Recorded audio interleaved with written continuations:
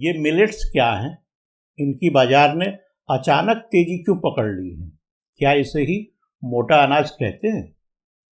और हाँ, अगर आपने अपने इलाके, अपने क्षेत्र, अपने रीजन के मोटे अनाज का कोई स्पेशल डिश बनाना सीखा हो या जानते हो परंपरागत रूप से, तो लग जाइए अभी से प्रैक्टिस में। इसी वीडियो में आपको बताऊंगा कि ये आपकी स्पेशलिटी कहाँ काम आएगी। आपकी यह कला कैसे आपको एक झटके में इंटरनेशनल लेवल का शेफ बना सकता है। देखते हैं मोटा अनाज किस किस की किस्मत को बदल सकता है। नमस्कार, जे बॉस न्यूज एंड व्यूज में आपका हार्दिक स्वागत है, अभिनंदन है। आप कुशल से होंगे। विश्वकर्मा पूजा 17 सितंबर को ही क्यों, यह वीडियो आपने देख लिया होगा। अगर नहीं देखा हो तो इसे देखने के बाद, यानी कि इस वीडियो को देखने के बाद आप डिस्क्रिप्शन में जाएं, और या फिर दूसरे शब्दों में कहें कि जो आप वीडियो देख रहे हैं इसके नीचे जहां पर मेरी फ़ोटो लगी है, जे बॉस न्यूज एंड व्यूज लिखा है, उसको आप दबाएंगे तो वहां पर आपको मेरे सारे वीडियोस मिल जाएंगी। तो विश्वकर्मा भगवान सनातन धर्म से संबंधित होने के बावजूद अंग्रेजी की तारीख इनकी पूजा के लिए फिक्स क्यों हुई, ये अगर आप जानना चाहें पढ़ लीजिएगा या देख लीजिएगा। सारी वीडियो उसमें है, और पीछे की भी कुछ वीडियो देखना चाहें तो आप देख सकते हैं। हाँ, उन व्यूअर्स से रिक्वेस्ट है जिन्होंने अभी तक J Boss News and Views channel को सब्सक्राइब नहीं किया है, कृपया सब्सक्राइब कर लें, मेरा हौसला बढ़ेगा। अब आते हैं आज के मूल टॉपिक पर, जो है मिलेट्स। मिलेट्स का नाम आपने सुन रखा होगा काफ़ी दिनों से, नहीं सुना होगा तो 2-4 दिन से आप अखबारों में या टीवी में सुन रहे होंगे। मिलेट्स का मतलब है मोटा अनाज या मूल अनाज, मूल खाद्यान्न।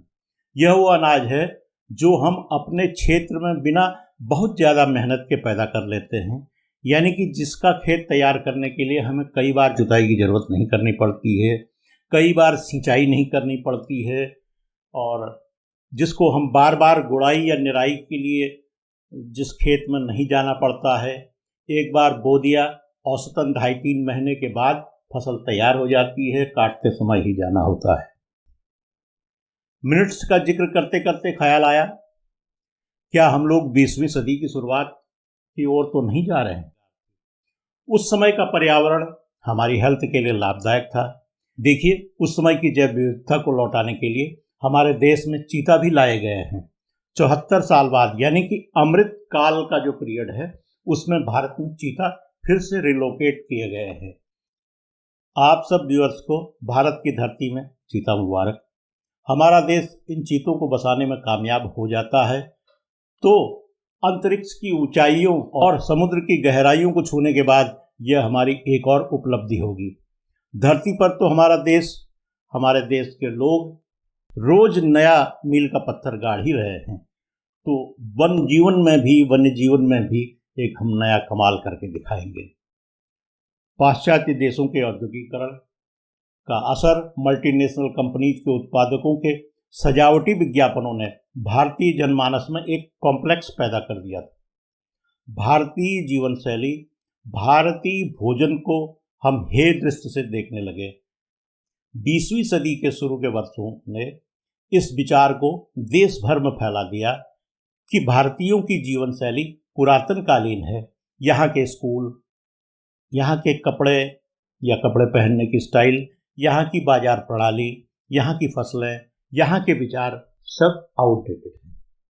खाने के साथ कोल्ड ड्रिंक पीना, कई दिन पहले का अधपका पिज़्ज़ा, ताज़े भोजन के बजाय डिब्बाबंद जंक फूड, भले ही उसमें कितना ही प्रिजर्वेटिव क्यों न पड़ा हो, हम उसको खाना पसंद करते हैं। पॉलीबैग में बंद स्नैक्स दिन भर में कई बार खा जाते हैं। अपनी भूख मिटाने के लिए इन स्नैक्स को हम बहुत आसान भोजन मान लेते हैं, चाहे उसमें कितना ही नमक या सॉल्ट क्यों न पड़ा हो, क्यों न उसमें भरपूर मात्रा में केमिकल हो। दिन भर में ज़रूरत से ज़्यादा सॉल्ट की मात्रा शरीर को किस तरह से हानि पहुंचा सकती है, ये हम आपसे बेहतर डॉक्टर ही बता सकता है, या वो बता सकता है जिसने इसकी बीमारियां झेली हैं। इंस्टेंट एनर्जी के नाम पर दिन भर में कई बार चॉकलेट ग्रहण करने की आदत हमारे शरीर में कितनी कैलोरी ग्लूकोज पहुंचाती है, यह तो राम ही जाने। हम अवाकाडो को खाना प्रतिष्ठा का सवाल बना लेते हैं, ड्रैगन फ्रूट का नाम बड़े गर्व के साथ लेते हैं, मगर उससे बेहतर पौष्टिक जामुन, फालसा, कैथा, आंवला, अमरूद, करौंदा, जंगल जलेबी, लोकाट, शरीफा, बेल, इस तरह के जो हमारे परंपरागत फल हैं, हम उनको ग्रहण करना नहीं चाहते हैं, उनका सेवन करना हमें अच्छा नहीं लगता है। सहजन की फलियां हमारे देश में, पूरे देश में फैली हुई हैं और बहुत आसानी से उग जाती हैं, लेकिन मेट्रो कल्चर ने इनको बिल्कुल भुला दिया, जबकि इसे परफेक्ट डाइट भी कहा जाता है। कुल मिलाकर हमारे देश में मूल रूप से ओरिजिनली पैदा होने वाले ग्रेन्स, फ्रूट्स, वेजिटेबल्स इतने न्यूट्रिशियस हैं कि इनका लगातार सेवन करने से बीमारियां खुद ब खुद दूर होती हैं। हमारे देश में फूड ग्रेन्स सरप्लस है। सरकार के पास 3 साल से ज़्यादा तक का बफर स्टॉक है, लेकिन पूरी दुनिया में ऐसा नहीं है। दुनिया के कई देशों में खाद्यान्न संकट है, वो सब परेशानी का कारण उनके यहाँ बना हुआ है। इसी खाद्यान्न संकट से निपटने के लिए प्रधानमंत्री नरेंद्र मोदी ने एक उपाय सुझाया है। यह सुझाव उन्होंने 2 दिन पहले SCO, संघाई सहयोग संगठन की बैठक में दिया। ये बैठक राष्ट्राध्यक्षों के और शासनाध्यक्षों के लेवल की बैठक थी और समरकंद में हुई थी। प्रधानमंत्री ने दुनिया भर में मिलेट्स की खेती और इसके इस्तेमाल को बढ़ावा देने के लिए उनसे अपील की। प्रधानमंत्री मोदी ने कहा कि मिलेट्स एक ऐसा सुपर फूड है जिसे न केवल SCO देशों में बल्कि दुनिया के बड़े हिस्से में हजारों सालों से उगाया जा रहा है।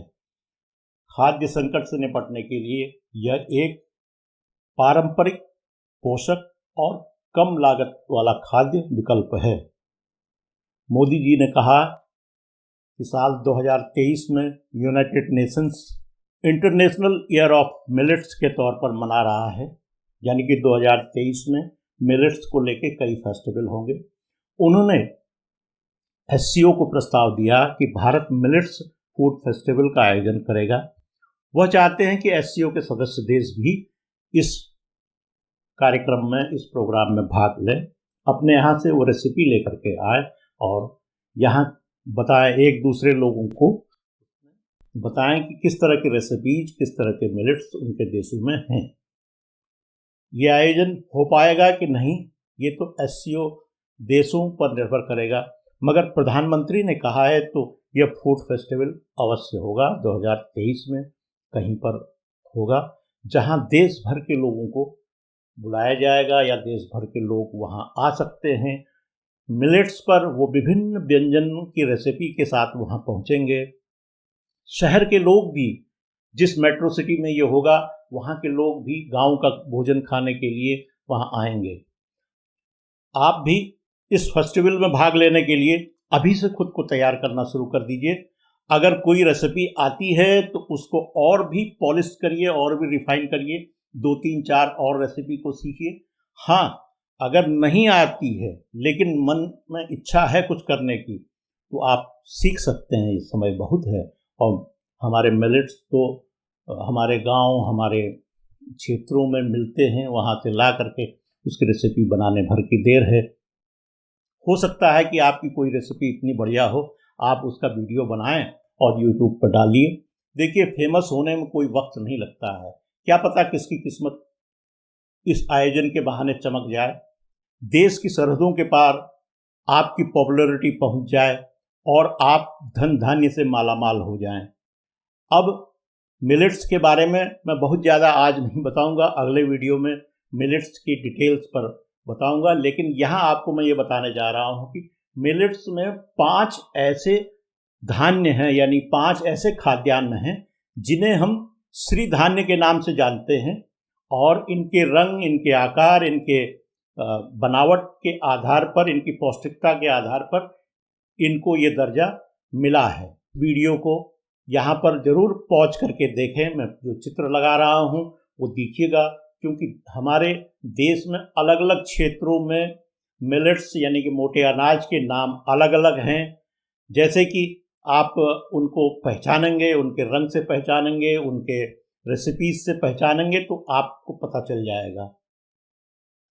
यहाँ पर थोड़ा सा जिक्र मैं कर दूंगा कि श्रीधान्य मिलेट में प्रचुर मात्रा में पोषक तत्व यानी कि न्यूट्रिशनल वैल्यू हैं। Carbohydrate, magnesium, protein, manganese, calcium, thiamine, vitamin, iron, phosphorus, fibre तथा रिबोफ्लेविन पाए जाते हैं। जिस खाद्यान्न को खाने से मानव शरीर में होने वाले रोग या हो चुके रोग ठीक करने की शक्ति हो, यानी कि ऐसा अनाज जिसमें चिकित्सकीय गुण हों, हीलिंग प्रॉपर्टीज जिसको हम कहेंगे वो मौजूद हों, उसे हम पॉजिटिव अनाज कहते हैं। यही हमारे श्रीधान्य हैं। श्रीधान्य मिलेट में अत्यधिक मात्रा में फाइबर होता है, साथ ही ग्लाइसीमिक इंडेक्स सबसे कम होता है। ग्लाइसीमिक इंडेक्स कार्बोहाइड्रेट और ग्लूकोज की मात्रा का प्रदर्शन करता है। उदाहरण के लिए मैं आपको कुछ नाम ले रहा हूं। कंगनी मिलेट्स, कंगनी मिलेट को अंग्रेजी में फॉक्सटेल, इसे कुछ लोग इटालियन मिलेट्स भी कहते हैं। उत्तराखंड में इसका नाम कौणी या कौण है। बहुत महीन किस्म का ये होता है और इसमें जो फाइबर है 8 ग्राम होता, और ये 8 ग्राम यानी कि 100 ग्राम के मात्रा को लेकर के मैं यहाँ पर परिमाण इसका बता रहा हूँ। साथ ही इसका जीआई इंडेक्स 7.57 से कम होगा। इसके बाद आता है सवा या झिंगोरा मिलेट, इसे कहते हैं बार्नयार्ड मिलेट। इसके 100 ग्राम में से 10 ग्राम जो है इसमें फाइबर होता है और इसका जीआई इंडेक्स 6.55 है। कुटकी मिलेट, कुटकी मिलेट को हम लोग लिटिल मिलेट्स भी कहते हैं। 9.8 ग्राम इसमें फाइबर है और इसका जीआई इंडेक्स 6.68 है। कोदो मिलेट, कोदो मिलेट को आमतौर पर कोदो ही कहा जाता है। छत्तीसगढ़ की ओर तो इसका भात जिसको कहें, भात बनाया जाता है और खीर बनाई जाती है और इसमें फाइबर जो है 9 ग्राम है और इसका जीआई इंडेक्स 7.28 है। मुरात मिलेट या हरी कंगनी जिसको हम अंग्रेजी में कहते हैं ब्राउन टॉप मिलेट, इसमें सबसे ज़्यादा फाइबर है 12.5 ग्राम और इसका जो जीआई इंडेक्स है ये भी लगभग बहुत कम है, 5.54, 5.54। तो ये 5 अनाज हैं जो हमारे सबसे महत्वपूर्ण अनाज हैं। अगर आप इनको पहचान सकते हैं या आपने सेवन किया होगा या आप खेती करते हैं तो आप इनको पहचान भी लेंगे। नहीं करते हैं तो आपके अंदर इनके प्रति एक श्रद्धा हो जानी चाहिए या इनके प्रति एक लगाव भी हो जाना चाहिए। अगर आप खेती किसानी वाले हैं तो इसकी खेती अवश्य करिए। अगर आप इसको ग्रहण करने वाले हैं, आपको इजीली मिल जाता है आपके गांव के आसपास में, तो आप इसका सेवन भी करिए। बाकी मैं रागी बाजरा वगैरह के बारे में कल आपको बताने जा रहा हूं। आज का वीडियो आपको कैसा लगा? अगर अच्छा लगा हो तो आप इसे लाइक कर दें, शेयर कर दें और जिन व्यूअर्स ने अभी तक J Boss News and views को सब्सक्राइब नहीं किया है कृपया इसे सब्सक्राइब कर लें। इन्हीं शब्दों के साथ पूरी होती है आज की बात। बहुत बहुत धन्यवाद। नमस्कार।